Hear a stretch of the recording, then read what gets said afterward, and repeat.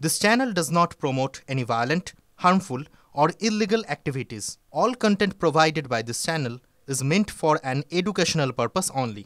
প্রধানমন্ত্রী নরেন্দ্র মোদী দেশকে স্বপ্ন দেখিয়েছেন এক দেশ এক ভোটের, আর ভারতীয় সেনার টার্গেট এক সেনা এক ড্রোন।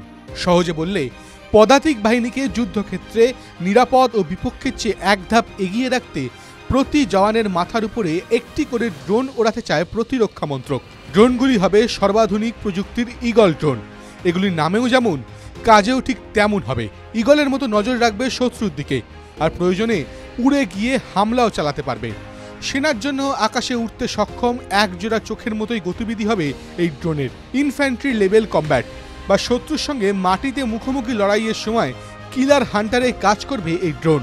সম্প্রতি অনুষ্ঠিত হয়ে যাওয়া ভারত ড্রোন মন্থন 2.0 এর আর্মি ডিজাইন ব্যুরোর এডিজি মেজর জেনারেল CS মান প্রতি সেনা পিছু একটি করে ড্রোনের পক্ষে সওয়াল করেন।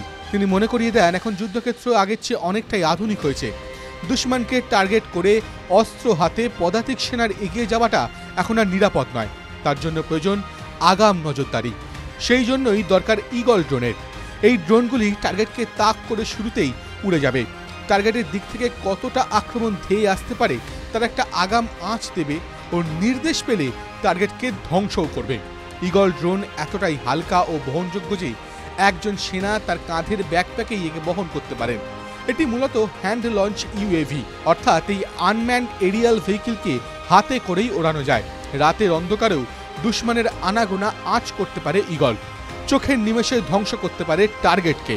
আধুনিক যুদ্ধক্ষেত্রকে আমূল পাল্টে দিয়েছে ড্রোন। যেমন রুশ ইউক্রেনের যুদ্ধ বা আর্মেনিয়া বনাম আজারবাইজান সংঘাতে প্রতিপক্ষের রক্তচাপ বাড়িয়েছে এই ড্রোন বা UAV।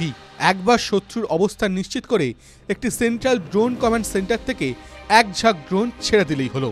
নিজের দেশের সেনার এক ফোঁটা রক্ত না ঝরিয়েও বিপক্ষকে তছনছ করে দিতে পারে ড্রোন।